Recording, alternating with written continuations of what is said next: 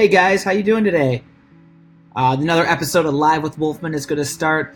We're starting 2 hours earlier today, and that's because I have an appointment later on in the day, and I just couldn't do it at the regularly scheduled time. So for those of you that tune in regularly at the same time every day at 12 o'clock Eastern Standard Time, thank you for always tuning in, and I guess you're just going to have to watch a replay today.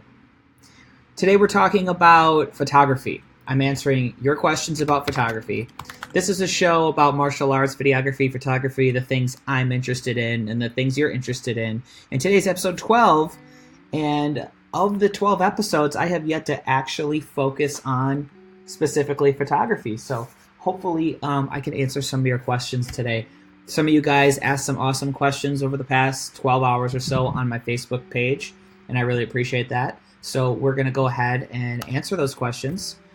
And I'm going to see who tunes in. It's a weird time to do the show, so people aren't expecting me to be on right now. It's a weird time to do the show. Sorry. So people aren't Let's drop the feedback there. So if you're here, feel free to say hi. It's probably going to be a lower number of people tuning in during the live stream just because it's a 2-hour time difference. But hey, that's the way it is. And I'm just going to go ahead and answer the questions you guys asked before, and I'm going to answer the top 10 tips. So before we get started with all of that, first off, I got to get the show put together, and this music is bombing me out. Let's see what we got here. By the way, a cool upgrade on the show.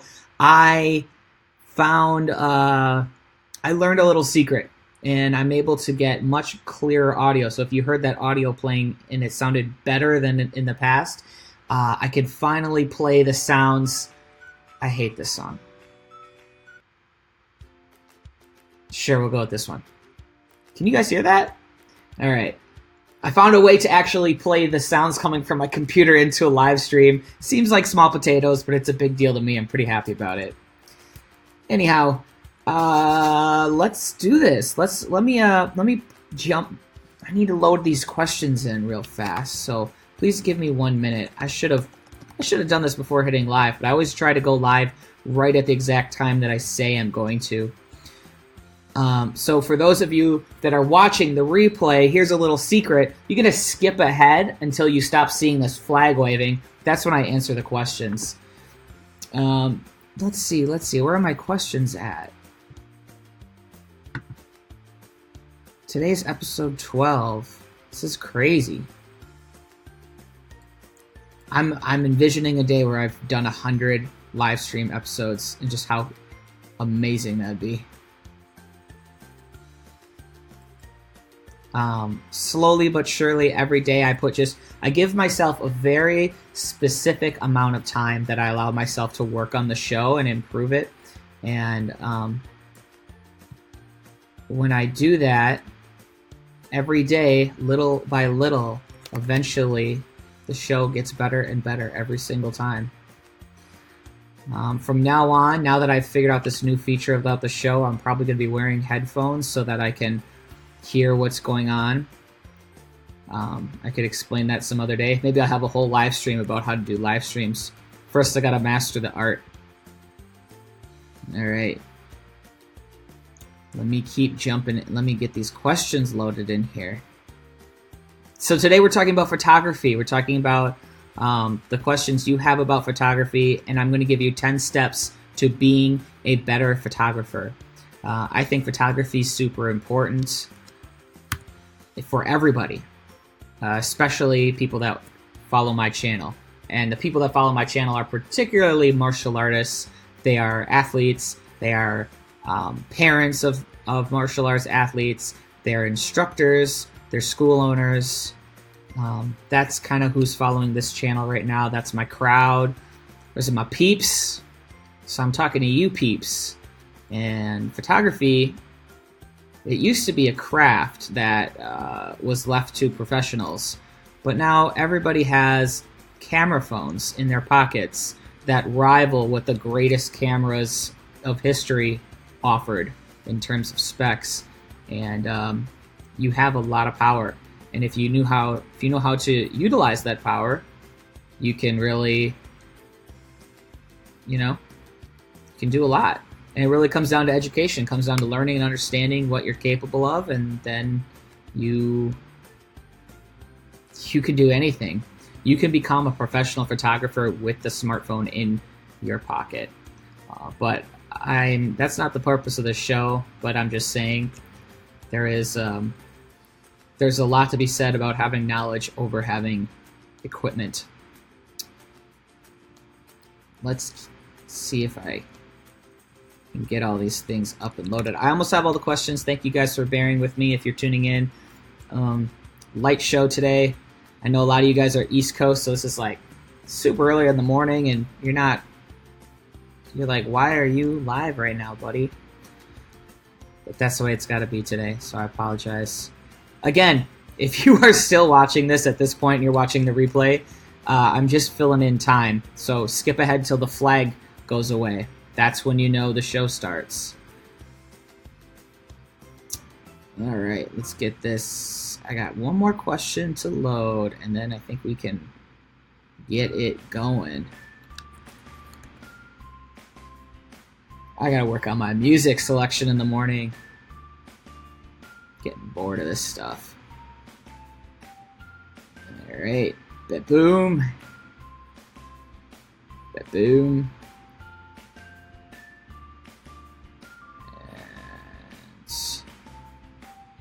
Here it is.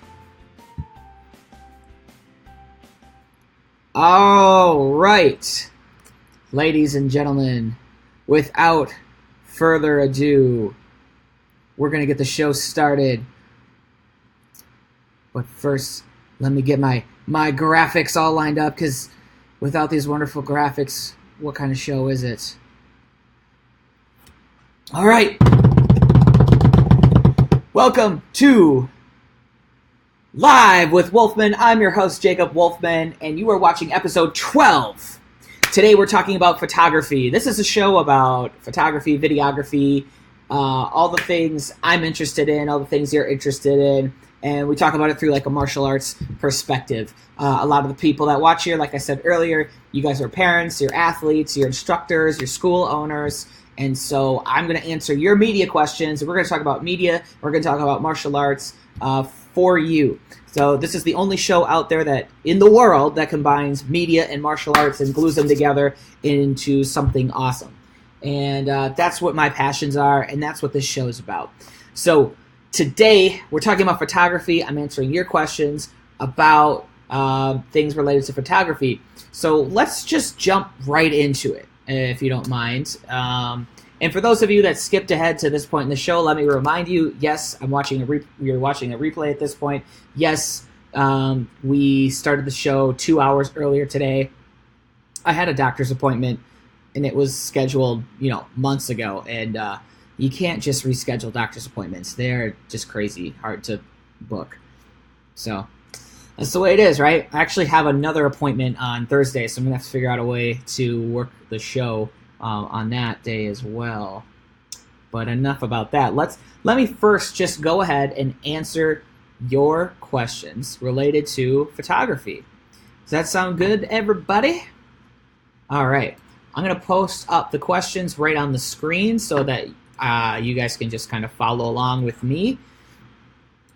And then what I'm going to do at the end of this feed is I'm going to be talking about I'm going to talk about 10 steps to make you a better photographer. So when that point in time comes, you're going to want to get out a notebook and paper and take down some notes and stuff. And if you are watching this as a replay, feel free to participate in the chat, in the comments, just like you normally would, because depending on what point in time you leave a comment, that's when the comment pops up in the video. So it's kind of like watching it live with everybody else. So feel free to do that. All right, you guys ready to get the show started? Let's jump over into our questions. So I'm just going to go right down here. It looks like I got 8 things. Some of them are joke questions, but we'll just answer them. All right, so first question is how to build a following and get more people to see your work. All right, so the one thing that I recommend for people that are aspiring photographers or want to care about photography, first of all, building your following could come in a lot of different ways. Depends on what social media platform. And I think for photography, the killer is Instagram. You got to be on Instagram. That's where you should start. I say go all in on Instagram, master the game of Instagram. And I have recently done a whole episode about how to get sponsorships on Instagram, and a lot of those rules apply, as well as just trying to get a following. Building a following is a matter of having really good content, and it's a matter of networking with people and collaborating and all the same things you try to do to get sponsorships. That's the same exact things you try to do to get a following. So have really good work, be consistent about it, and collaborate with others. And then there's a lot more that goes into that, and I think I could have a whole episode about it. So that's a very difficult question to answer in a very short period of time, but just be consistent and just keep going and network with people. It's called social media, meaning it's 50% social and 50% media. So if you're only doing media and you're not being social about it, you're only going to get so far. And if you are only talking with people and you're not posting anything, then you're only going to get so far. So it's got to be a little bit of talking with people, a little bit of posting. Social media. It's plain and simple, right? All right, let's jump into the next question here. How do you get started in photography? I'm taking a high school level class and I don't know what else to do with it. Okay, great question. So everybody gets started at some point with something, right? My answer to that, and this will lead into how to be a better photographer, I'll talk about this in a minute, but you need to do what drives you. Do what you're passionate about. The thing with photography is until you reach a very high level, and you've been doing this for a long time and you've sacrificed a lot, there's no financial gains. So don't think of photography as your way to pay the bills, because everyone has a really good camera sitting in their pocket. And so the competition is huge. If you ever took an economics class, they talk about the barriers to entry. One of the reasons why doctors get paid a lot is because it's a high barrier to entry. You can't just one day get off the couch and go, I want to be a doctor. No, you have to go through medical school. You have to go through residency. You have to go through all these hoops. And then once you finally get up there, they go, okay. And then here's a lot of money that goes with it because you worked your way up into that thing. Photography isn't like that. You don't have to go through any hoops to get started in photography. You just pull out your phone and now you're a photographer. So all you got to do to get started in photography is literally just take pictures. Like literally just practice it. Just like you were going to go to the gym and lift weights, you got to treat photography like it's a muscle, and you got to exercise that muscle. You got to work it out, and you just got to take pictures of stuff. So I know it sounds simple, and maybe you're frustrated at that. That's not the answer you're looking for. You're looking for the secret to becoming the next Chase Jarvis or some great photographer or something. But there's no secret there. It's just a lot of hard work, continual hard work for a long period of time, and then you'll find your path. All right, so let's keep cruising down these questions. I hope you appreciate these. Andy wants to know, what ISO setting do you use to shoot through the lens cap? All right, so he's just joking around, but it does lead to a real question. What ISO settings should you use? For those of you that don't know what ISO is, you don't really need to worry about it if you don't even know what it is yet, but I'll tell you what it is in case you wanted to know. ISO stands for, I don't even know what it stands for. You know what? I don't know what it stands for. But basically what it is light sensitivity, artificial light. It's your camera's ability to create light that isn't really there, and to kind of digitally manipulate images to make them brighter. So some cameras, higher end cameras, can do really high ISO settings, which means they can really bring in more and more light into the scene that might not actually be there to make your image look better.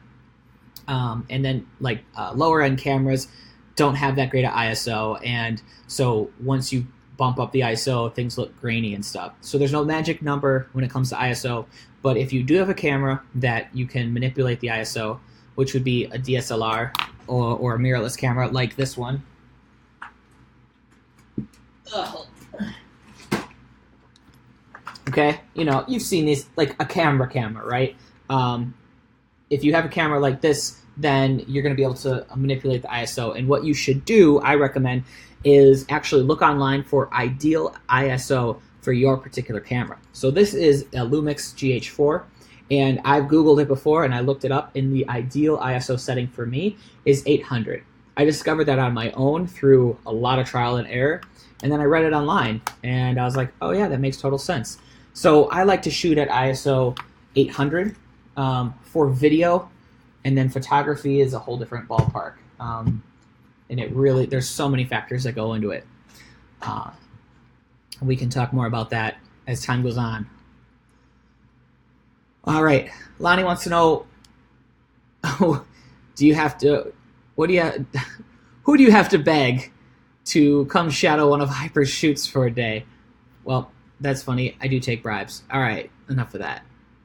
Rob, how many photos I can't read. I don't know what's going on. Today's episode is brought to you by a non-caffeinated drink.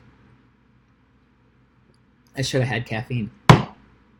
Rob wants to know how to make photos in martial arts studios look cool when there is minimal lighting and, in general, a tough situation.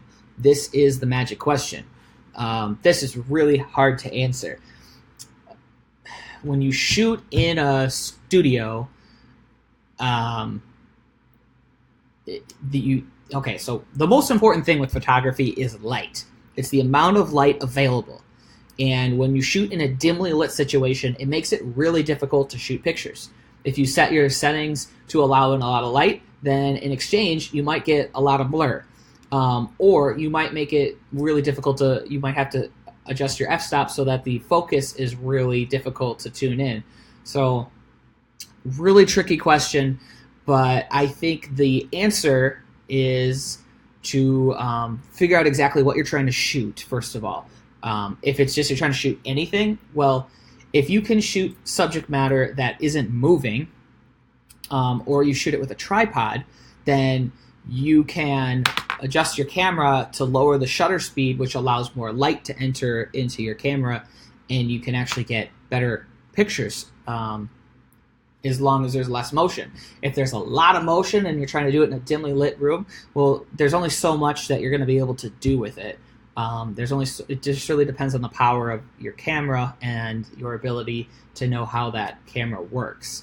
And if you want to have a more like one-on-one question with that, like we can talk about that, but hopefully the 10 steps to making you a better photographer that I talk about later on in the show will help you a little bit with that. But in general, my answer is master and understand the three things that matter when you take a picture, which is the shutter speed, the ISO, and the aperture, or the f-stop, or the speed of the lens. It's all the same thing. So master those three things: aperture, the ISO, and the shutter speed. And by adjusting those three conditions and having them work together, you're going to find a happy medium spot. There's only so much you can do when you don't have light in a picture, because photographs, truly what a photograph is a digital picture of light. All you're doing is you're capturing light, right? The reason why we can see things in colors is because the light bounces off of them and then into your eyeballs, and that's how we perceive the world, and cameras are like the same. So if there isn't light coming into the camera, then there's nothing to paint. All right, what's the next question here? Mike Welch wants to know if Polaroid's going to make a comeback. Yeah. Sure. And yeah, actually, you know what? They did come out with Polaroid recently. Like, they did make a comeback. I don't know. Well, not a comeback, but it's a thing. I guess you can go out and buy Polaroid pictures again. It would be nice. Physical pictures are something that's like a lost thing in this world. Digital has taken over. Ryan wants to know, JPEG or RAW image when you shoot? What are some good beginner and intermediate cameras? Photoshop for editing. And are there third-party filters and effects you recommend? Okay, buddy, that's a lot of questions. One at a time. First question you asked was JPEG or RAW when you're shooting. If you aren't a professional photographer, shoot in JPEG. Don't worry about RAW. I am a professional photographer, or at least I think I am. I get paid to take pictures, so it makes me a professional, right? And I pretty much just use JPEGs.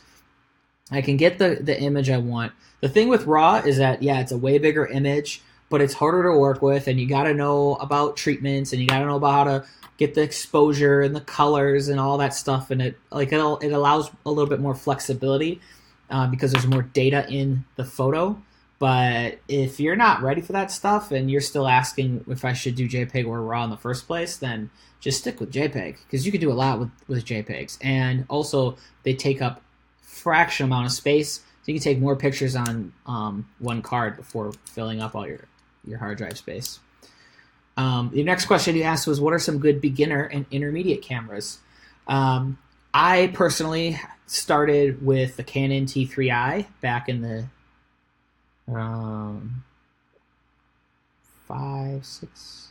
about 6 years ago. I started with the Canon T3i, and I worked up from there, and now I actually went up only one level. Now I have the GH4. There are much better cameras out in the world than the GH4, but for my needs, I love it. You also really got to consider, what are you doing? For me, when I started my career in the photography world, I had already had a lot of years doing video work. And so my needs focused first on being able to do videography, and then I needed something that worked well for photography. And so when I found a camera, I wanted something that did really good video and really good photos. If you only care about photography, your answer might be different. The T3i might not be the best use of your money. You might want to look for a Mark II or some sort of higher end camera. And again, as I'll get into this later on, it's not so much about the camera that you buy. It's more a matter of understanding how to use the camera you have. So if you are a beginner, then I say don't spend any money yet. And the first thing you have to really do if you're truly beginner is master what you already own. And what you probably already own is the camera in your pocket, so your smartphone. So start with that, okay? Photoshop for editing? Yep. Use Photoshop. And is there third-party filters that you recommend? No, not really. I don't care. I make my own treatments in Lightroom, and I heard a rumor, it's unverified, but apparently if you use the filters within Instagram, Instagram might be more likely to show your photos on your newsfeed in your algorithm. I don't know if that's true. But, I mean, if you find filters that you really like, Snapseed, I hear, is fantastic. I don't use it, but you give it a shot. There's always new ones popping up every day. I can't even keep track. All right, let's cut through your questions. What's the best lens or lenses to use when shooting a live martial arts event? For example, while shooting martial arts tricking or sparring matches. And so, again, this show is focused on photography. So it really depends on, again, if you're doing photo or video. Although what I would say first and foremost is that you're probably going to be better off if you're like most people, where you're relatively close to the ring and you want to get a good picture of the athlete in their full body doing something, so you can see everything that they're doing, then you're probably going to want to aim for a wide angle lens. And a wide angle lens is pretty much anything that's under 50 millimeters. So I personally use it's the Sigma 18 to 35. That's my lens. So I find 18 to 35 is a great range for me. But I also have to give you a fair warning that when I shoot, I don't actually shoot at 18 to 35. It gets really tricky because this is not a full frame sensor. So, and then I have this thing here. It's called the Metabones Speed Booster Adapter. And that's a really complicated way of saying that the distortion of the lens changes because of the fact that I have a micro third forward sensor, so it's smaller than a regular frame, and the speed booster adapter also messes with it a little. But in general, the answer is wide angle is going to get you better results for this type of photography. That's not to say that you can't shoot great pictures with a telephoto, and a telephoto lens is something above 50 millimeters. So like an 85 or a 120 or a 200 millimeter or something. The ones that you see that are like super long and like they shoot photos of photography of like birds and nature and stuff with those. Those lenses can get you some pretty spectacular results as well. The problem with those lenses is they're more difficult to use. You have to be further away from the subject in order to get more, to get them in frame. But your photos are going to look way different than everyone else's. But I wouldn't start there. I definitely start with wide-angle lenses. Let's keep it cruising. Next question. Rob says, I know the answer, but should I even read the rest? It's a good question. Invest in good camera body or lens? Does equipment really matter? So Rob is asking for the benefit of you guys. Apparently he already knows the answer to this. And equipment only matters if you know how to use it. If you aren't sure how to use the equipment you have in your hands, then what good is it? That's my personal take on the matter. And if you have only a set number of dollars and you have to invest in this or this and you have nothing, well, first off, you need to have a body, so make sure you have a camera body. But as far as like, and you need to have a lens. If you don't have a lens, you don't have a body, then you can't take a picture. But as far as where you should put more money, you put more money into the lens, not into the camera body. Okay, the lens is everything. The piece of glass that captures in the light, captures in the image, that is going to matter a heck of a lot more in the final product than the camera body. So if you're looking into getting into photography, really study lenses, learn about depths of field, learn about ISO and f-stops and variable frame rates and constant zooms. Learn about all of the things that have to do with lenses, okay? That's going to be way more important than the body. And then as far as the body goes, my personal recommendation, if you're just getting started, you have to realize that when you go down the path of photography, you end up having to take, there's two primary roads, and then there's a bunch of dangerous roads. The two primary roads is you can be a Nikon lens person or you can be a Canon lens person. When I started my career path, I chose Canon. So all of my lenses are Canon. They're Canon lenses. They work on Canon cameras. And if as you noted earlier, I don't have a Canon camera body. I have a Lumix Panasonic camera body. And so I have to have an adapter to attach all my Canon lenses onto. However, in the future, should I upgrade, all of my lenses they're all Canon, so I only will need one adapter if I choose not to get a Canon camera, or I can jump right to Canon. So in either case, if you are going to go down a road, I would always try to get Canon's lenses that work with Nikon or lenses that work with Canon, and I wouldn't get a mixture. Does that make sense? If not, I know this is a lot of like over your head for a lot of people who are like, what are you talking about? Marilyn asks, does it matter, Nikon, Sony, Canon, which is the best lens setting to use when taking action photos? Right, so which one does it matter? Again, if you don't know how to use a camera, if you don't know how to use the equipment you have, then it doesn't matter. But assuming you do take the time to master the thing you have, and you understand the differences, it's a tough question. Every year, these camera companies are constantly competing against each other. So one year, this camera body might have the best features, and then the next year, then another one does. And then the next year, the other company does, and they're constantly always trying to one-up each other. So I don't know. I say just pick the best thing that works for you right here, right now, and then just move forward. Like I said, I started with Canon, and then I switched over to Panasonic, and I might jump back to Canon in the future. I don't know. And Sony has a great camera as well. When I had a choice to upgrade to the Panasonic, I had the choice between that or a Sony camera, and I went with the the Panasonic because it had better slow motion, but the Sony had better low light. Everything's a game or give and take. And then you also ask which lens and setting do you use when you take action photos. I shoot everything in manual. That's on my camera. That is when I have this dialed up to the M. See the M right there? I do everything in manual. That forces me to really understand what the camera is doing, and I'm able to get exactly the image that I want. Now, shooting in manual when you first start is going to give you some less than ideal results because it's kind of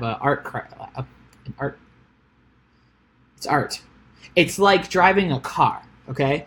And so there's manual cars and automatic cars, and if you can drive stick shift, people say that people that drive stick shift, they have like more, they feel more in tune with the car, and they can like get it to do things and speed, like increase speed more and tighter turns, and they get to use their car better because they have it in stick shift. Whereas manual, you just rely on the engine switching gears automatically. You just press on the gas or you press on the brake, and that's it.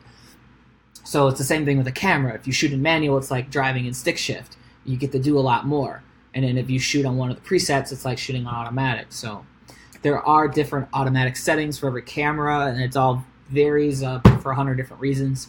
I recommend that you always shoot in manual. I recommend you go out and shoot stuff that doesn't matter for a little while. Shoot some flowers or go to the zoo and take pictures of animals. Just find some stuff to play with and adjust the camera settings and teach yourself how to take a picture so that when it comes time to get that epic, awesome action shot, you are like, okay, I know right where my camera settings should be to get that picture. All right, so that answers all the questions. Let's jump into the lesson of the day. We're going to talk about the 10 steps to being a better photographer. So at this point in time, feel free to grab your notebook, grab a pencil, take some notes, and hopefully I'm going to be able to help you guys become better photographers today. I'm really excited to talk about this stuff with you. So, without further ado, let me jump into... Where's my questions? Ah, here it is. Question number 1. Or not question. Why am I saying questions? Not a question. Step number 1. Don't make excuses. All right? So if you are getting into photography or I hear this all the time. I don't have the right camera. I don't know who to photograph. I can't do this and that, and I don't have permission, and I don't have this. And you gotta stop with the excuses. It's 2017. There's no more excuses anymore. Photography is super easy to get involved with, and you already have all the tools you need. So don't feel like you are missing tools. You can always make do with what you've got, master that, and move on. So I say start with your phone. If you don't own a camera and you want to get into photography, don't wait until you have enough money to buy the camera. Just pull out your phone and start taking pictures. Or if you have a friend that is willing to lend you the camera, like borrow their camera. You have friends that do this. I'll tell you what, in 2010, I filmed a feature-length documentary. It was an hour long, and I traveled across the United States. And I did it without owning a single camera and without owning a computer powerful enough to edit with. I mean, how did I do it? Well, I asked friends. I had a friend that had a camera, and he lent it to me for the weekend. I went to the library, and I discovered I could check out cameras at the library. I was in college at the time, and they had a college library, so I could rent it out for the weekend. I had another friend that had a camera that lent me out for the weekend. Boom. And I just made it work. Every time I had to edit, I went to the library, and I sat at the library computers. The library I worked was at college campus. It was open 24/7, so I would sit there all night long, and I would edit on those computers. I'd save it to my hard drive, and that's how I made it work. And so my point is that you just can't use the fact that you don't have enough equipment as an excuse. You can't say that money is a hindrance to being a great photographer. So really what you have to do is you just have to stop making excuses and just do it. And this kind of leads me into what the next step here is that you have to master the gear that you already own. Like I said, if you don't know how to take a decent picture with your smartphone yet, then what's going to happen when you actually get a DSLR? Like, how you really think your photos are going to look much better? Maybe they'll have a little bit more depth of field. The background will be blurry or something, but the photos themselves aren't necessarily going to be any better because you never took the time to master the craft of photography. Photography has so much more about it than the camera you have. It depends on how you frame the image. It depends on the what's in the picture. It depends on the contrast and the composition. It depends on the lighting. I don't want to give away all the things it depends on because that's part of my whole 10 steps. But the point is, you got to master what you already got. And then once you feel like I can't go on, I can't really stretch this much further. I've really exceeded the limitations of what I have, and I want another piece of gear so that I can do another type of photography. Then that's the point in time when you go out and you spend a little bit of cash and you get another piece of equipment, and then you work on that piece of equipment. I've had this camera now for several years, about 3 years, maybe a little longer, and I'm still learning it. I'm still mastering it. I'm still figuring it out. There's still settings in here that I haven't explored, and I'm pretty content using this camera because I can get great shots. I'm really in tune with it. I can get the camera set up the way I want it to just in time. So that's where you got to go. You got to figure out how to use the gear you already got and then upgrade. All right, so let's move on to the next step. Oh. Okay, this one's key. Always consider light. So earlier you guys were asking about how do you shoot in dimly lit martial arts schools, and that just leads back to this thing about light. You have to remember, and I'm not being like some sort of hippy-dippy guy here, but photography is all about light. Videography is all about light too. You have to have your subject matter lit. Even here, when you're looking at me, do you notice how this side of me is a little bit brighter than this side of me? And that's because I have a lamp that shines it. If I were to do the live show like this, is kind of gives a not as good of a feeling. It's like I'm in this dark, weird room. But now if I turn my lights on, you can see my face better. And so you always got to consider about where's the light coming from and how can you position yourself so that the light shines on the subject that you're trying to shoot in the best possible way.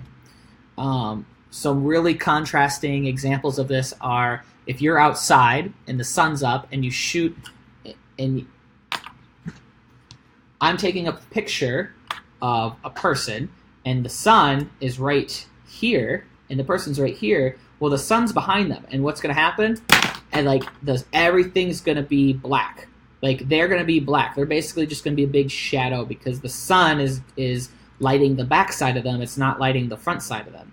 So if you want to get a picture of their face, then you need to go over here so that the sun shines down on their face, and then you see their face. And I know you guys know what I'm talking about because you've done this before. Whether you realize it or not, sometimes you're like, what's going on? You always have to look at where the sun is in the sky because the sun is the best light source available. So if you are, if you're at a martial arts school, it's dimly lit, and you're just trying to get a picture of somebody's face, well, maybe have that person stand by the window and then have that window light go onto their face. Then you can get a good picture. So you always got to just remember that this is a game of playing with the light that you have. And that's why photographers will buy strobe photography and lights and all that stuff so that they can manipulate the light to get it just the way they want. But until you're ready for that stage in the game, you still just have to understand how light works. So go out there and find the light that's in the school or outside or where it's coming from, how it's casting on that person so that you can get the picture that you're trying to achieve. So here's another step for you. Always think about the foreground and the background. It's the whole picture that tells the story. It's not just, a lot of people are like, I want to take a picture of this pen. And so they'll snap, like, screenshot, here's a picture of the pen. But is this really a picture of the pen now? No, it's really a picture of me holding a pen, right? Because although you took a picture of the pen, I'm here and it's in an office, and like this, there's this whole story going on revolving with this pen. Does that make sense? So when you take a picture, you want to also look at what's happening in the background. Maybe you didn't mean to take a picture of what's happening in the background. You were just looking at that thing in front of you that we're taking a picture of. But you gotta look at the whole thing, everything that's in your frame, all the way to the back, all the way to the front, and see how all of those images tell a story.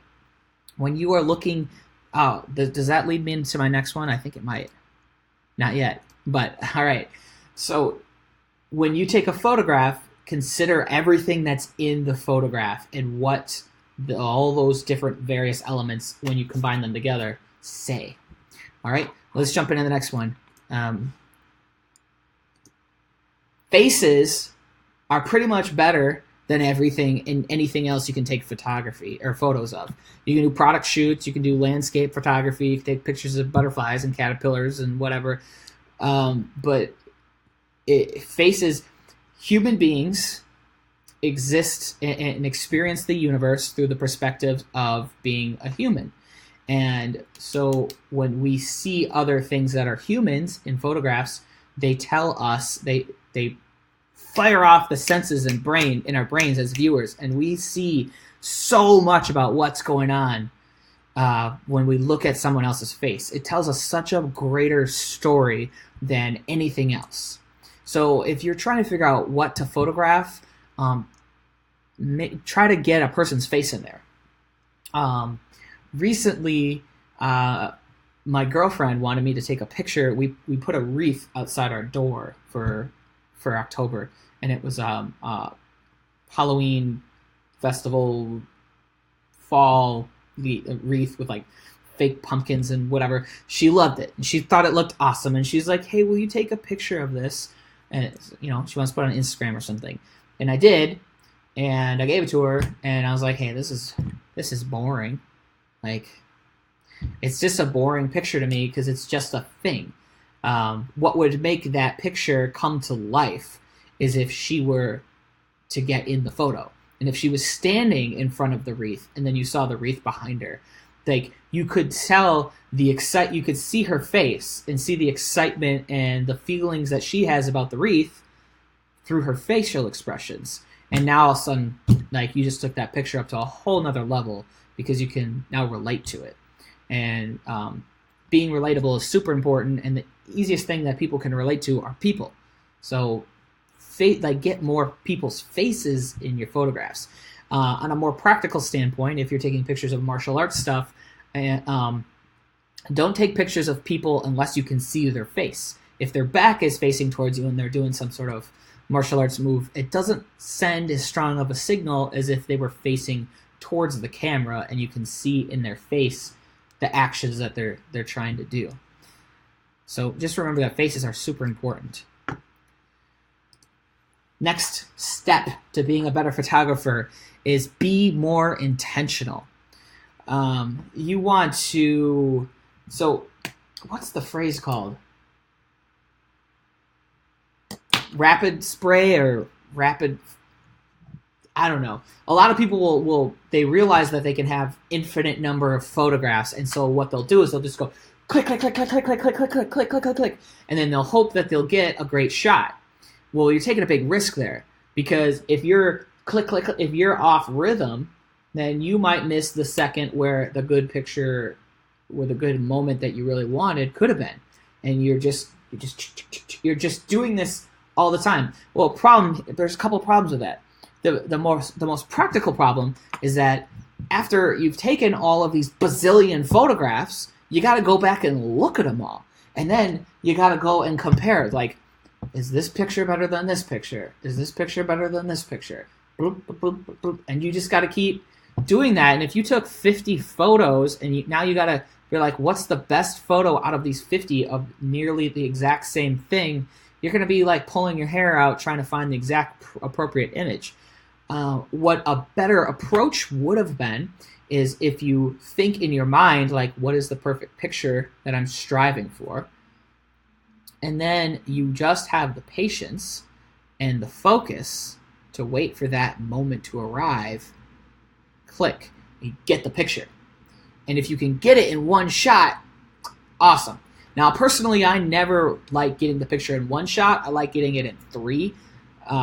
I like taking a great photograph, and then once I've taken it, I'm like, this photograph's awesome. I realize that perhaps it could have been even more awesome, and I'll be like, try it again, but just, well, if I'm in control of the subject matter, I'll be like, try it again, but just do a little bit of this or something. And I'll try it again, and then if I didn't quite get it as good as the last time, I'll be like, try it one more time, and then I'll try it for a third time, just to see if there's just a little bit more I can pull out of the photo I'm taking. But in either case, you really want to wait for the golden moment. So maybe you don't have control over the subject matter. Maybe it's you're taking photographs of somebody doing a form or something. You can't ask them to do their section over again. But if you focus on just rapid fire, you might miss that perfect pop front kick because you were still focused on that other thing they did a second ago. Wait till you see it, and you'll know it. Like, once you have if you have a relationship with the subject, you know how forms work, or you know how the wind blows, or you know when a kid's going to smile or whatever, and you know when that moment's going to happen, you can feel it, then you can capture it, and you can get that picture that you really wanted. All right, here's an important one. 10 steps of being a better photographer. Ask for forgiveness, not for permission. And so what I mean by this is a lot of times, and this goes back to the idea of excuses, people will say that they can't do X, Y, and Z because of reasons X, Y, and Z. Maybe they don't have permission to, or nobody told them they could do it. Unfortunately, like, you're just taking a picture, all right? I mean, unless you're doing something like overtly highly illegal, don't do that. But if you feel uncomfortable about it, you're taking pictures of people in public or things like that, and technically it's within your legal right, then you just go for it. And then if somebody says, hey, don't take pictures of me, or please stop, then you can say, oh, I'm so sorry, hit the delete button, you move on. But if you never took the effort and took the risk of getting out there and taking that photo, then you'd never have the photo. You'd never know, you'd never capture it. And you'll find these little moments all the time, because having a camera and trying to get a really good picture is kind of it can be a scary process sometimes if you don't know the subject matter, or you don't feel comfortable. Like, sometimes you just got to go out there, you got to get the shot, and then deal with the repercussions later on, because usually the consequences are pretty minor. So don't always don't try to get all your ducks in a row so that everything's good to go and then take a picture. Just go get the picture. Move on. Yeah. Where's my... We got that one. We got that one. Okay. Be first. Another key to photography. When you take pictures, you want to try to be the first person in the world to ever have taken that photograph. And there are millions, hundreds of millions of photographs out there at this point. So how in the world can you be first at anything these days? You can. Moments happen. New moments happen every millisecond of life. Moments that no one's ever captured in a camera yet. And we could go the rest of our lives photographing things that no one's ever seen.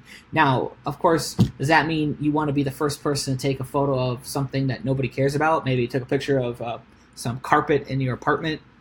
Nobody cares about that, right? So, be first, but also take a picture that's worth sharing and telling people about. So just think of it in those regards. Like, here's another way to look at it. Find a picture that really inspires you, that you really like, and you probably really like it because it's the first time you've seen anyone take a picture quite like that, right? Okay, so now instead of trying to do that exact photograph, use that as a starting point. Like, I want to take a photograph. Let's say it's somebody, I like taking pictures of people that do pop front kicks, so let's start there. Let's say you saw somebody do a picture of a pop front kick, and you thought it was really cool, but you want to change it up. So maybe what you do is you figure out a way to take a photograph of somebody doing a pop front kick from an eagle eye view so that you're looking down and you see that. It's a new perspective. It's a new way to look at something. It's a new way to think about it. And you don't have to go that extreme, but my point is you got to be first. You got to be original. And if you can be original and creative in your thought process and allow yourself to come up with your own ideas, then you can be first. And then when you're first, you become interesting. And then people want to see your photographs. That's just my personal philosophy on photography. All right, and we're gonna end on the last step of the day. Hopefully that was 10 steps. Is that 10 steps? 1, 2, 4, 5, 6, 7, 8, 9, 10. I guess it was. All right, last step of the day. Enjoy what you do or quit. Listen, photography is a luxury career. It's a career of joy and passion. It's a career of getting to do what you love, and that's what's important. If you ever find yourself where you feel like photography is a job, then you're doing it wrong, and your pictures are probably going to suck. If you don't like the pictures you're taking, how do you expect anyone else to like them? And even if they did, why would you do that to yourself? Photography is a wonderful creative expression, and so you need to make sure you enjoy what you're doing or stop doing it. Maybe you just don't like the things you're taking a picture of, then go take a picture of something else. Quit taking a picture of that thing that's boring to you. Unless somebody's like giving you money and they're forcing you to do this or whatever, and like you want to like pay the bills, and fine, you can give up a little bit there, but even still, you always want to find like just a little extra creativity, just a little extra something to like make it something you enjoy doing, and always constantly be pushing yourself. It's a cool thing to do. Taking pictures is awesome, and it's powerful, and life is meant to be enjoyed. So if you can't enjoy something as simple as photography, then I don't know, find a new hobby or something, because it's just not meant to be a miserable experience. So those are my tips for how to become a better photographer. I hope you enjoyed them today. This episode of Live with Wolfman was broadcast 2 hours earlier than the intended schedule. Usually we shoot these at 11 o'clock Eastern Standard Time, episode 12, which means that this marks 12 hours where I have live streamed and we've chatted. Today on the live stream, our regulars were not able to tune in nearly as much, which I totally get. That's just the way it is, because I shot it at a weird time. But hopefully we can resume our schedule tomorrow at the regular time. We're going to be talking about things that you guys are interested in. Thank you again, as always, for paying attention. And please, if you haven't done so already, before you exit this video, hit the floating thumbs up at least one time. And if you've watched this episode, or if you watched these shows before, you've got to hit the share button. We got to keep the show growing. And I promise you, this show will continually get better and better if I keep getting the love and feedback that I've been getting from you guys. So with that, I'm gonna leave you guys. I gotta get off to my doctor's appointment. Anyhow, wish me luck. Talk to you later. Bye.